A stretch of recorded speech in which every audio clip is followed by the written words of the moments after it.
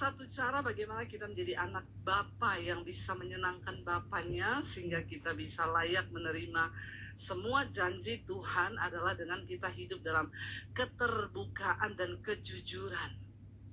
Dan hari ini, bulan-bulan ini, gereja di tempat ini sedang berbicara tentang hidup dalam keterbukaan dan kejujuran. Kalau kita bicara tentang hidup dalam keterbukaan, ya memang agak-agak gimana kan?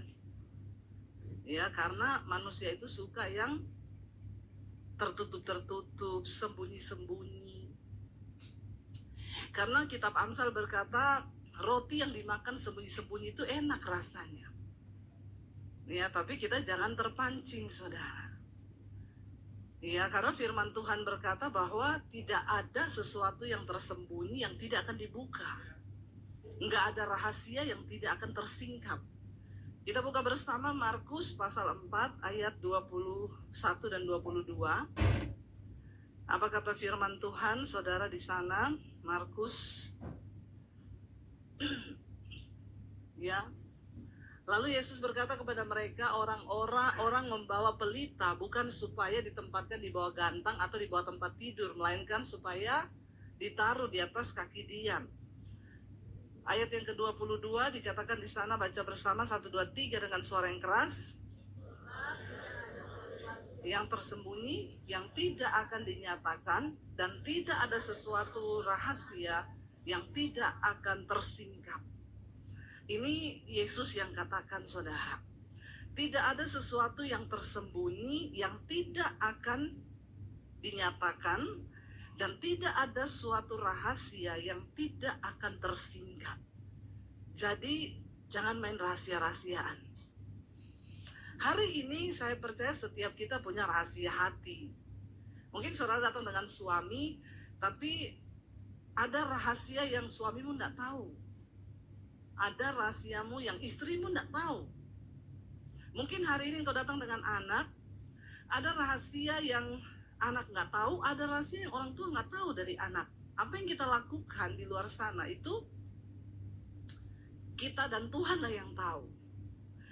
Tapi firman Tuhan berkata, Yesus berkata di sana bahwa ketika kita berkata kita ini anak terang, maka terang itu tidak disembunyi di bawah gantang. Ada orang nyalain lilin lalu ditutup pakai ember gitu? Enggak ya. Enggak mungkin orang menyalakan lampu lalu taruh di bawah kolong tempat tidur. Karena tujuan dari terang itu untuk menerangi. Hidup kita sebagai anak Tuhan adalah, Yesus berkata kita ini garam dan terang dunia. Kalau terang yang ada padamu sudah pudar, bagaimana kegelapan yang ada di sekelilingmu? Kalau garam yang ada sama kita sudah tawar, maka nggak ada guna lagi, karena garam itu hanya untuk dibuang dan diinjak-injak orang. Bagaimana kita menjadi anak Tuhan yang sungguh-sungguh berkenan, maka kita harus menggarami menjadi terang di tengah kegelapan. Salah satu caranya kita hidup dalam keterbukaan dengan Tuhan, dengan sesama, dan juga hidup dalam kejujuran. Tapi terbuka itu memang tidak enak, saudara. Tapi harus, kalau kita mau hidup damai sejahtera dan diberkati Tuhan. Banyak pernikahan yang akhirnya hancur karena setelah menikah sekian tahun, baru ketahuan. Ternyata istri saya ini dulu masa lalunya begini, suami saya dulu masa lalunya begini, lalu terjadi perang di situ. Jadi perang di situ. Ya makanya sebelum menikah kita introspeksi diri, kita cerita, ya, supaya tidak ada sandiwara di antara kita. Waktu saya jadian dengan suami saya, saudara, dia menyatakan cinta kepada saya. Dan ya nomor satu yang saya cerita sama dia, kamu yakin mau jadikan saya istri? Saya ini punya banyak masa lalu yang kelam. Saya tidak mau menyembunyikan, saya harus cerita sama kamu. Saya cerita dari A sampai Z, saudara. Ya, dan satu jawaban suami saya yang bikin saya kelepek-kelepek. Mau tahu? Atau mau tahu banget? Kasih tahu nggak ya? Ya, lalu suami saya tuh bilang begini, saudara. Ubur-ubur ikan lele. Apa sih? Ya, tetap bersyukur, Le.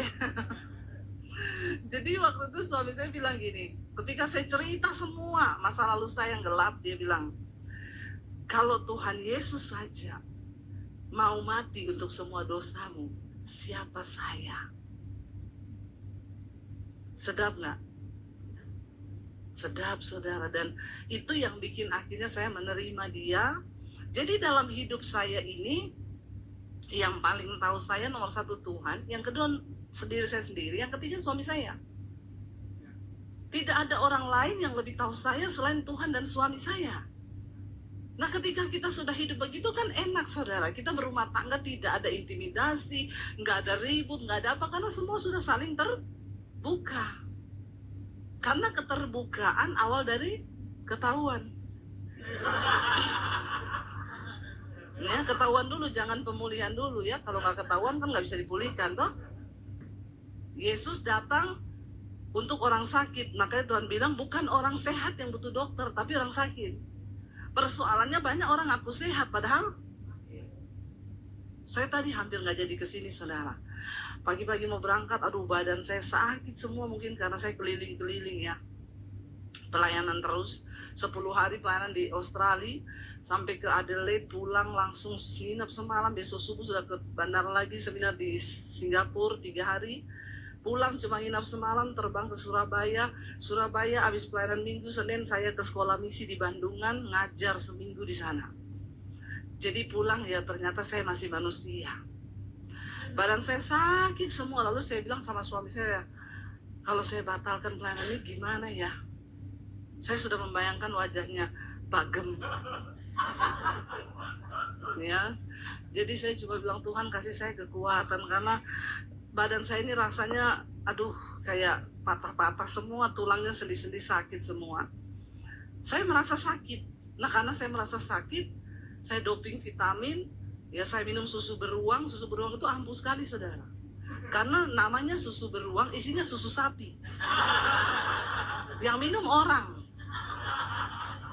Tuh gambarnya naga. Ini susu paling ampuh. Ya, coba. Makanya kalau minum itu langsung cespleng sembuh itu. Susu beruang, gambar naga, isinya susu sapi, yang minum orang. Ya, jadi saya minum karena saya merasa sakit. Kalau saya merasa tidak sakit, ya bisa saya pura-pura sehat aja. Tiba-tiba geblak, saudara. Karena tidak ada persiapan, nggak maintenance sendiri diri kita. Tuhan Yesus bilang, hanya orang sakit yang butuh dokter. Masalahnya banyak orang Kristen tidak merasa, dia rasa sehat-sehat aja.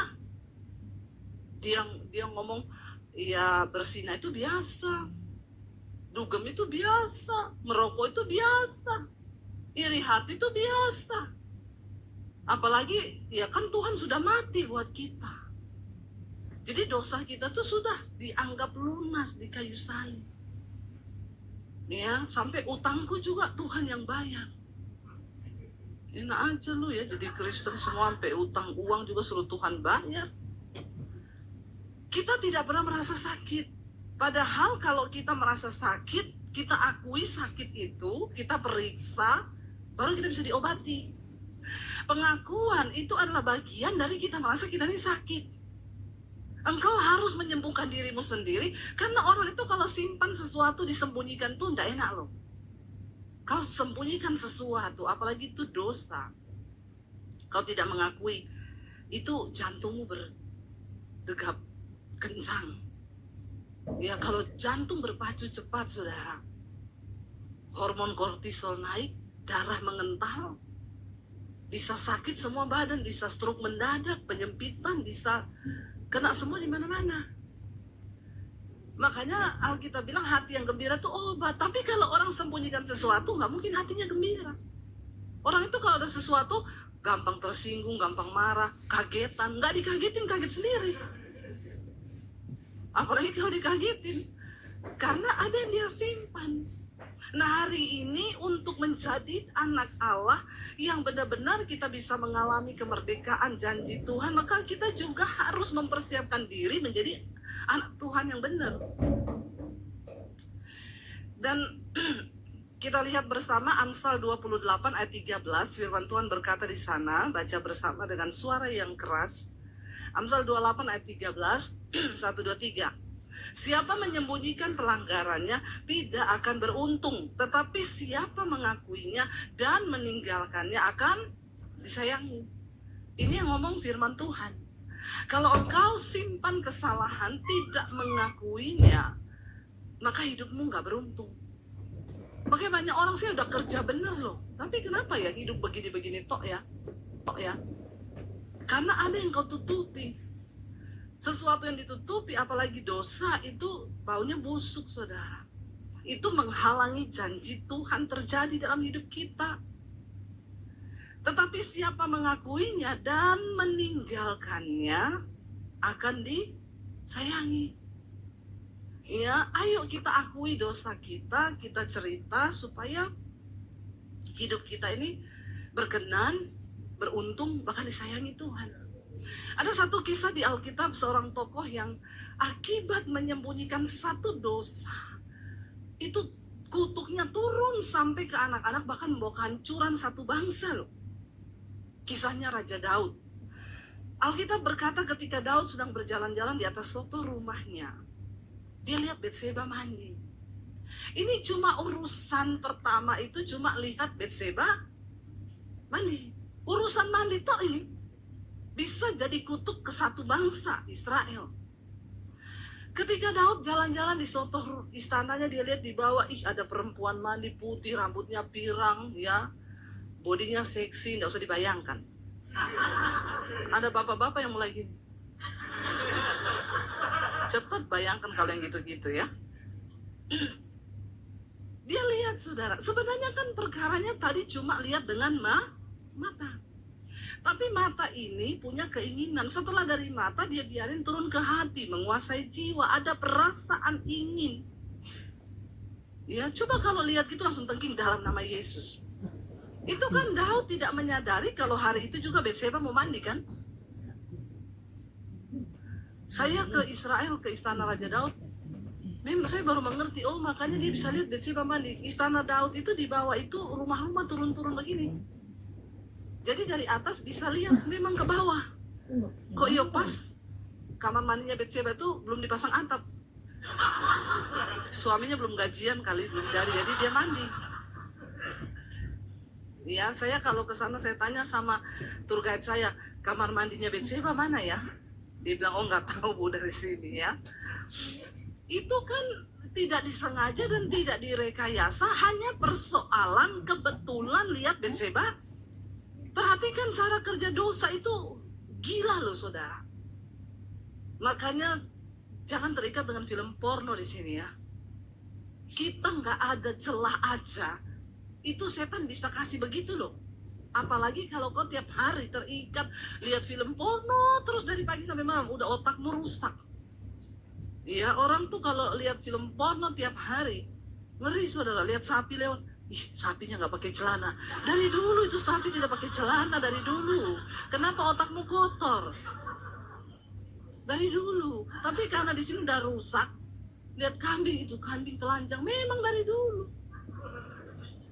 Bayangkan loh, ini yang tidak ada celah loh Daud, cuma pas lihat aja. Tapi Alkitab bilang, lihat, dosa itu mengintip di depan pintu, berusaha untuk membuat engkau terpikat. Bayangkan kalau tiap hari kau nonton film porno, ya sudah, bayangannya aneh-aneh, akhirnya melakukan dosa. Lalu kau bilang, Tuhan Yesus sudah bayar dosa, aku, pret banget kau.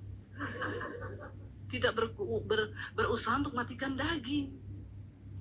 Ketika Daud melihat Batseba, dia WA prajuritnya, kesini dulu sebentar. Ya, datang prajuritnya, kamu coba cari tahu. Tadi siang aku tuh lihat ada perempuan mandi, titik koordinatnya di situ, ya. Rambutnya pirang panjang, badannya seksi, kamu cari tahu siapa. Nggak berapa lama prajurit datang, Raja siap. Saya temukan orangnya, namanya Betseba. Dia istri prajuritmu dan sekarang Uria itu suaminya lagi pergi di medan pertempuran. Saudara, ini Daud ya. Coba kalau waktu itu dia langsung telepon Nabi Nathan, konseling ya. Telepon Pak Yosua gitu ya. Pak, saya nih nggak tahu ya, saya sejak lihat tuh perempuan mandi kok saya jadi pengen memiliki ya. Maka didoakan Nabi Nathan kan, dalam nama Yesus segala otak corok, porno, dalam nama Yesus, tengking kan. Nggak jatuh kan dia.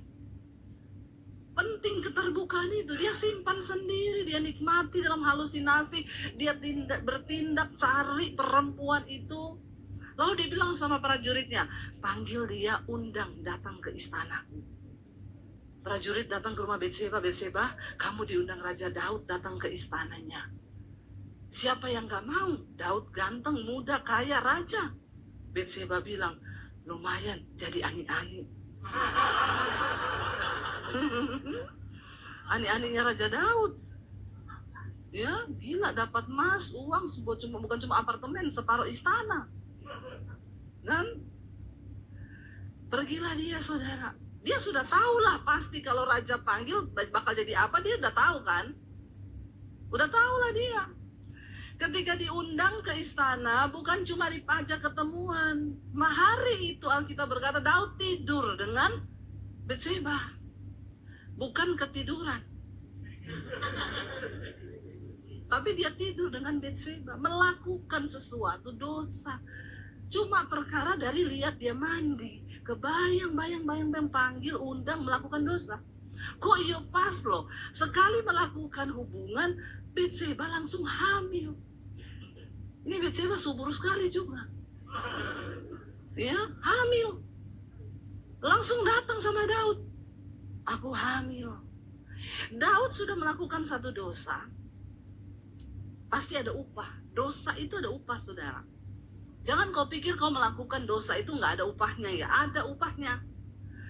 Ketika hamil, Daud harus cari cara. Bagaimana caranya supaya nggak ada yang tahu, nggak ada yang curiga. Satu-satunya suruh suaminya pulang tidur dengan istrinya. Supaya kalau istrinya hamil, suaminya tahu itu yang hamil dia.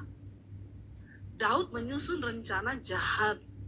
Karena untuk menutupi satu dosa yang disembunyikan.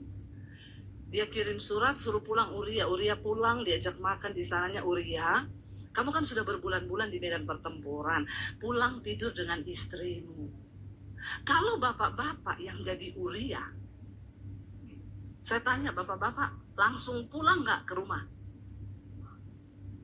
Ada bapak-bapak di sini? Yang laki-laki deh, yang laki-laki di sini, yang merasa laki-laki saja, yang tulang lunak nggak usah. Yang merasa laki-laki, ya nggak ada tulang lunak di sini kan? Awas loh kalau ada tulang lunak ya, dibikin presto nanti kau. Ya, saya tanya, kalau saudara laki-laki sudah lama berpisah dari istri berbulan-bulan di medan pertempuran, tiba-tiba sama rajanya suruh pulang tidur sama istri senang-senang di rumah, pulang nggak?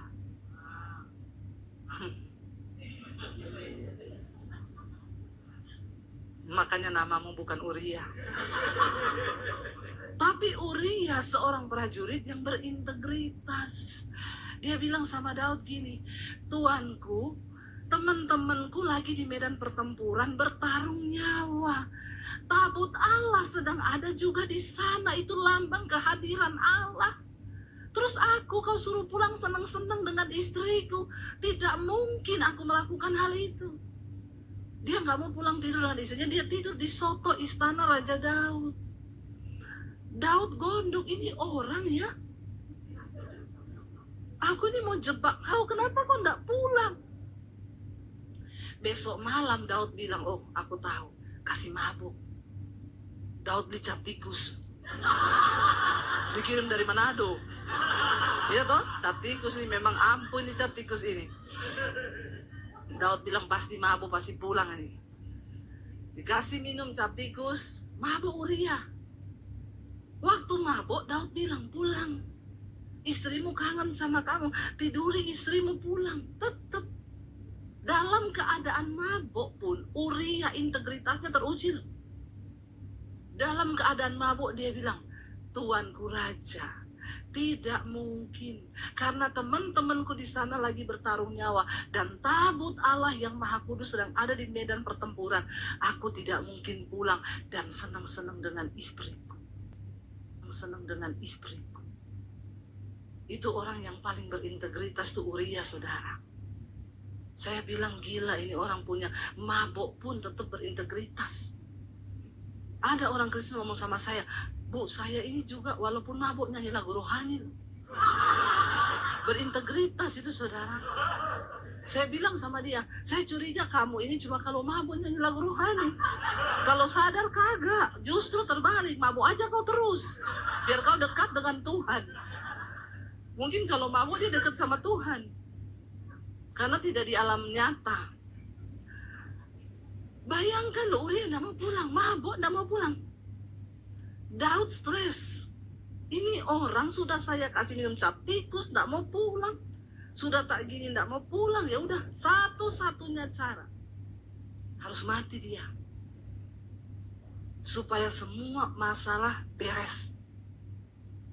Daud tulis surat kematiannya Uria. Uria, kamu bawa surat ini kasih ke panglima perang.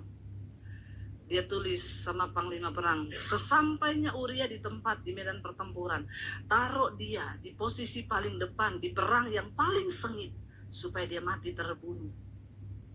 Uria tidak sadar kalau dia membawa surat kematiannya. Karena dia prajurit yang berintegritas, dia nggak kepo juga buka itu surat di jalan. Dia bawa aja itu surat, dikasihlah ke panglima perang. Waktu dibaca, langsung dirubah formasinya. Ya sudah, kamu pindah gini-gini, Uria kamu paling depan. Padahal Uria ini bukan prajurit yang di bagian menyerang paling depan. Dia nggak punya keahlian itu, tapi Daud tahu. Akhirnya saudara, Uria ditaruh di pertempuran yang paling sengit di bagian depan. Waktu musuh menyerang, Uria dipanah mati di situ. Lalu panglimanya kirim surat ke Daud, Uria sudah mati di medan pertempuran. Daud begini, yes, aman, semua dosaku sudah tertutupi. Dia lupa ada mata Tuhan yang melihat. Sepintar-pintarnya engkau tutup rapat dosa, pelanggaran, apapun yang kau sembunyikan. Coba kalau Daud terbuka saja, saudara, maka mungkin ceritanya tidak akan seperti itu. Ingat ya, semua kesalahan-kesalahan manusia, tokoh-tokoh di Alkitab, ditulis di Alkitab supaya kita belajar. Bukan untuk kau ulangi. Lalu kalau melakukan dosa terus gini, itu Daud juga gitu kok, makanya aku juga gitu, pret lu. Ya, baca itu Alkitab dan renungkan supaya kita tidak melakukan kesalahan yang sama. Itu ditulis supaya jadi pelajaran bahwa akibat cuma lihat Betseba mandi berdampak sampai ke nasib satu bangsa. Saudara, coba kalau ceritanya Daud panggil Uria datang. Dia doa puasa dulu, mungkin Tuhan beri aku keberanian, aku mau jujur sama Uria. Lo kan lain ceritanya kan. Saya mau tanya, kira-kira Uria ini prajurit, dia tahu ini Raja Daud. Misalnya Daud bilang, Uria, sorry banget bro, soalnya istrimu seksi. Awalnya tuh gue cuma lihat dia mandi, terus gue tertarik. Akhirnya gue suruh panggil, datang dan terjadilah hal-hal yang diinginkan. Jangan bilang tidak diinginkan. Karena kalau tidak diinginkan pasti tidak munafik lagi, pura-pura bilang iya bu, terus terjadi hal-hal yang tidak diinginkan. Saya bilang, pret kau, mesti kau inginkan makanya terjadi. Kan bisa dia bilang terus Uria, aku salah besar dan aku berdosa, istrimu tak panggil ke istana. Ini bukan salah istrimu tapi salahku. Aku raja, sekarang istrimu tuh hamil. Sorry banget Uria, aku minta maaf. Saudara, kira-kira Uria terima nggak? Kira-kira Uria terima nggak? Dia cuma prajurit, dia tahu kalau dia lawan raja hukumannya mati. Ya pasti Uria akan ngomong, oh gitu ya raja, menyakitkan sih. Menyakitkan, Tapi yang mau diapa sudah terjadi. Yang penting ya jangan lupa lah transfer tiap bulan ya. Iya kan? Ya kau peliharalah anak itu. Atau kau mau ambil, enggak istriku jadi selirmu. Bebas raja, waktu itu siapa saja perempuan yang dia mau ambil, dia bisa ambil. Itu sah hukumnya. Kalau Daud berkata seperti itu, dia tidak menyembunyikan dosa itu, tidak akan terjadi sampai ke pembunuhan. Ketika Uria mati, dikabarkan ke Daud bahwa Uria mati, diumumkanlah Uria prajurit yang setia telah meninggal di medan pertempuran, meninggalkan seorang istri yang sedang hamil. Zaman itu, kalau ada prajurit yang mati di pertempuran dan istrinya hamil, lalu ada laki-laki yang menikahi dia, itu laki-laki pahlawan. Dan Daud maju dan berkata, aku siap menikahi Betseba. Dan semua orang tepuk tangan, raja memang hebat. Padahal jangan kau membangun pencitraan karena dosa yang kau tutupi, sebab Tuhan tahu. Sampai yang kedalaman hati pun Tuhan tahu. Lebih baik akui, memang berat konsekuensinya, tapi ya itulah, kita dicegah dari membuat sebuah kesalahan, dosa yang lebih fatal. Daud menikahlah sama Betseba. Lagi enak-enak menikah, Tuhan bicara lewat Nabi Nathan. Pergi temui Daud, sebab aku tahu kebusukannya. Gak ada yang tahu, tapi kamu kasih tahu gini. Nathan pergi ke Daud di istana dan menemui dia. Dan Nathan berkata begini, Raja Daud, ada satu kisah. Ada dua orang yang bersahabat. Satu ini kaya raya. Dia punya domba banyak sekali. Tapi temannya ini miskin banget. Dombanya cuma satu. Tapi ketika yang kaya ini mau bikin pesta, ada tamu datang, dia tidak mau potong dombanya yang banyak. Dia ambil dombanya si miskin yang cuma satu ekor itu. Diambil, dibunuhnya domba itu. Daud menjadi marah mendengar hal itu dan berkata, siapa itu yang melakukan hal yang keji begitu? Maka dia pantas untuk dihukum. Dan Nabi Nathan bilang, kau orangnya. Kau Daud, kau bebas memilih perempuan mana yang bisa kau nikahi. Karena Tuhan memberimu kuasa, bahkan semua segala sesuatu dalam tangan dan kuasamu. Tapi kau jahat, kau bunuh Uria, prajuritmu yang setia cuma untuk memuaskan hawa nafsumu. Karena itu mulai hari ini, kutuk Tuhan terjadi atas engkau dan keturunanmu.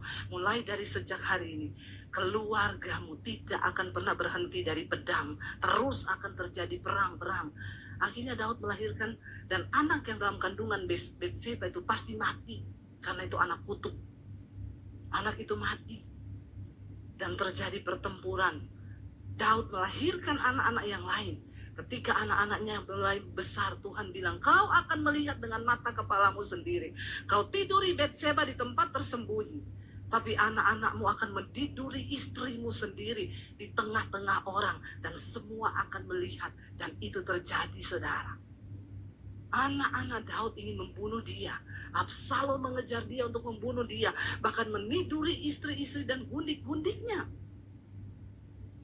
Israel hancur di bawah jabatan anak-anak Daud, saudara.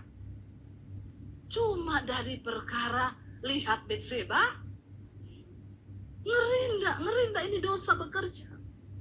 Jangan anggap enteng dosa, saudara. Karena itu akan membawa keturunan turun-temurun. Kalau kau tidak bertobat, itu akan terus terjadi. Tapi kalau engkau bertobat, kutuk itu berhenti sampai di keturunan kita. Tapi harus bertobat. Ya. Jadi hari ini saya mau sampaikan, ayo.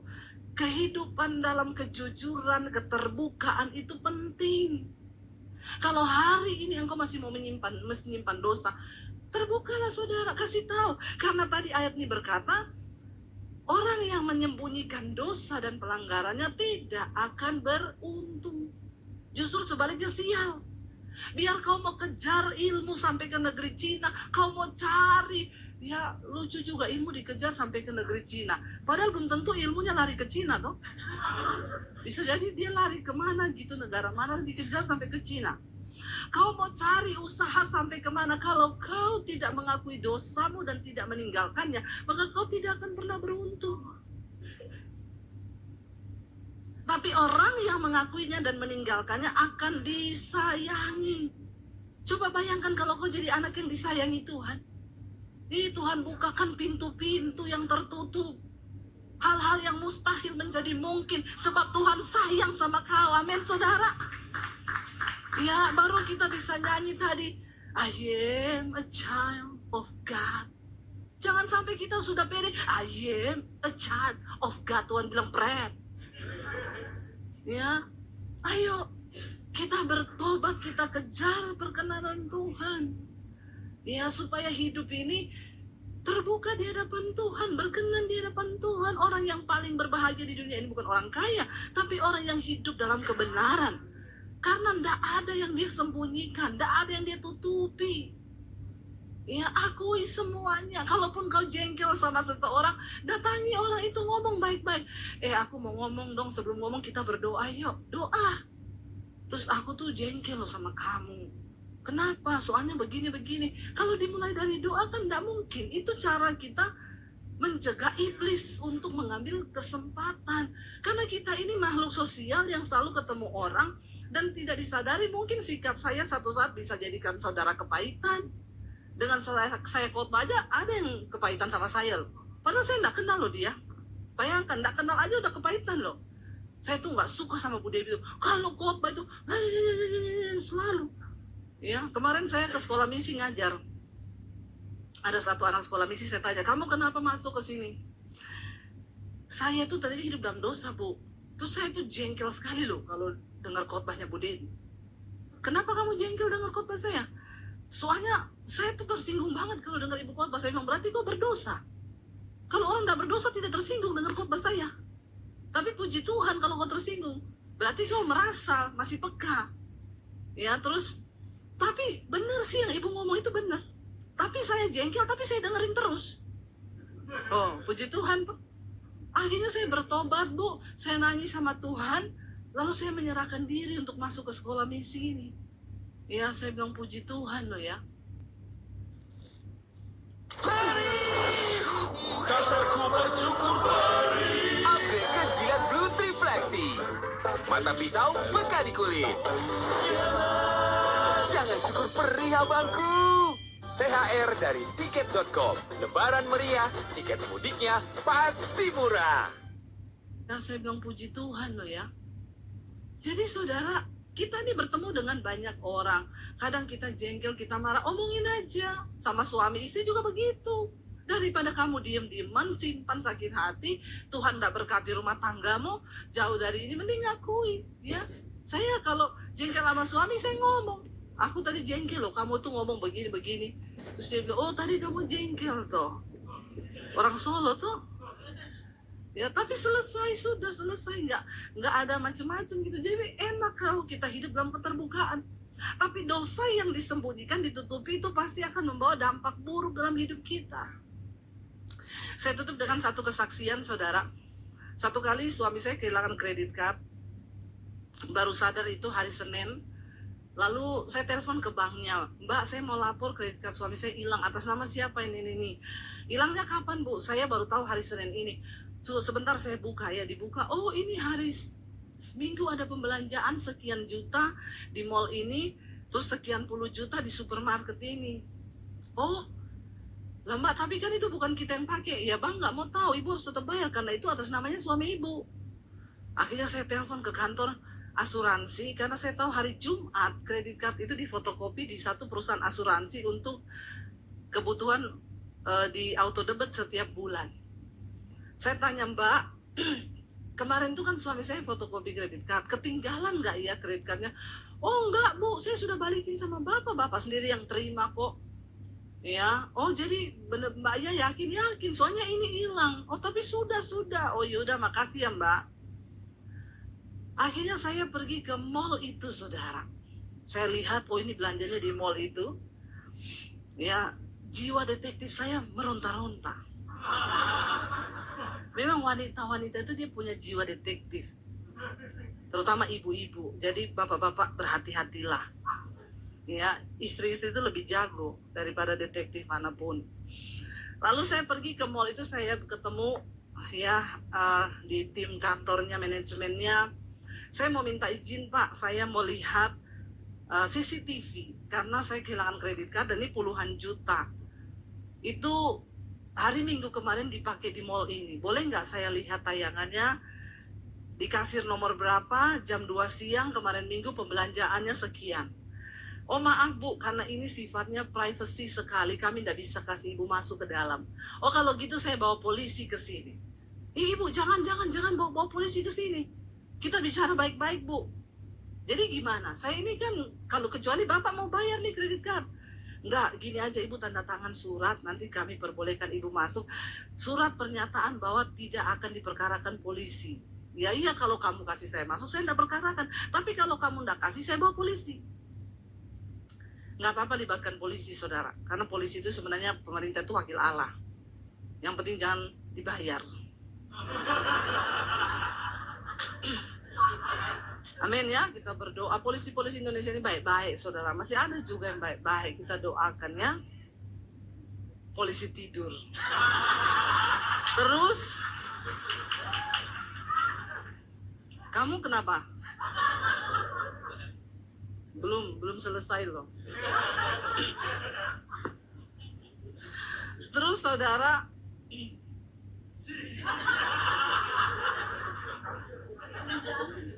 tepuk tangan buat ini, rambutnya mantap luar biasa itu ya. Saya tuh bisa jadikan model Mashiro loh. Itu pasti langsung booming, meledak itu Mashiro di mana-mana ya. Keren, rambutnya keren. Itu perjuangan loh buat gitu. Saya jadi berpikir, saya bisa nggak ya? Bisa ya, ajari ya. Saudara sampai di mana tadi? Polisi. Akhirnya dia bilang, oh jangan Bu, Ibu tanda tangan aja. Saya tanda tangan surat, saya dibawa masuk di ruang CCTV. 3x3 saudara. Isinya semua monitor kecil-kecil. Bu, pembelanjaan jam 2 siang dengan total segitu ada di kasir nomor 7. Ini orangnya. Saya lihat, itu sekretarisnya di perusahaan asuransi. Dia pakai baju hijau, pakai tas coklat, rambutnya dikucir. Oke, bisa di print out nggak fotonya sama pembelanjaannya? Saya bawa. Oke Bu, saya bawa saudara. Saya keluar dari mall itu, saya telepon sekretarisnya. Mbak, saya mau tanya sekali lagi, kamu bener-bener nggak tahu kredit card itu? Ya ampun Bu, demi Allah. Ada orang-orang berani bersumpah membawa nama Tuhan demi menyembunyikan dosa. Dalam hati saya, kalau Tuhan saja dia sudah tidak takut, ya apalagi cuma kita. Oke Mbak, kalau gitu benar kamu nggak tahu. Iya Bu, berarti Ibu jangan menuduh saya loh. Iya, saya tidak menuduh. Besok jam 9 kita ketemu di kantormu sama bosmu, semua direksinya, saya mau ketemu. Saya telepon bosnya, teman saya. Bu, saya sudah tahu yang curi kredit card saya. Besok kita ketemu, karena saya sudah punya bukti, ya di kantornya Ibu. Siapa? Jadi Bu Debbie tuduh sekretaris saya. Bu, itu sekretaris saya puluhan tahun kerja di saya. Dia pegang semua kredit card saya. Selama ini aman-aman aja. Besok kita ketemu jam 9. Ketemu dengan semua direksinya, saudara. Mbaknya dipanggil di tengah-tengah, saya bilang, Mbak, sekali lagi saya mau tanya, kamu tahu nggak persoalan kredit card suami saya? Demi Allah, masih bersumpah. Langsung saya buka, saudara, ini loh Mbak. Jam 2 siang hari Minggu kemarin, kamu belanja ini sekian juta, lalu jam 3 sore kamu turun ke bawah di supermarket, kamu beli lemari. Semua pembelanjaanmu sekian puluh juta diantar ke rumahmu, ini bonnya, ini alamat rumahmu, bener nggak? Ini fotomu pakai baju hijau, tas coklat. Langsung dia nangis di situ, saudara. Bosnya terkaget-kaget dan ngomong, hah? Jangan-jangan kredit card saya. Nah, loh, saya datangi pegawainya ini, saudara. Saat itu dia dipecat. Saya bilang ini, Mbak, kamu tahu nggak, kemarin saya telepon kamu sore itu, saya sudah pegang semua bukti-bukti ini. Tapi saya mau tunggu niat baikmu. Siapa tahu kamu terbuka, cerita sama saya. Maka saya tidak akan perkarakan di kantor. Selesaikan secara berdua, mungkin kamu cicil atau bagaimana bisa kita bicarakan. Tapi karena saya lihat kamu bersumpah demi nama Tuhan dan tidak ada takut-takutnya kau menutupi dosa, jadi saya perkarakan. Kamu sudah puluhan tahun bekerja di perusahaan ini, sekarang kamu dipecat. Berapa tahun kemudian kalau kamu ketemu teman-temanmu di mall atau di mana, mereka tidak akan ingat puluhan tahun kebaikanmu kerja di perusahaan ini. Satu yang mereka akan ingat itu dipecat karena curi kredit card. Nama baikmu rusak.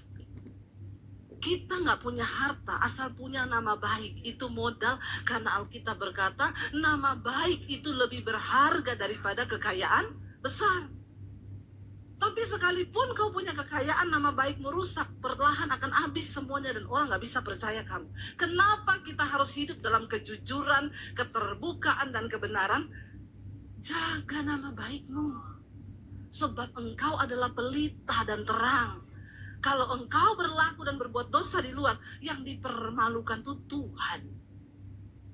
Itu artinya kita tidak menghormati Tuhan.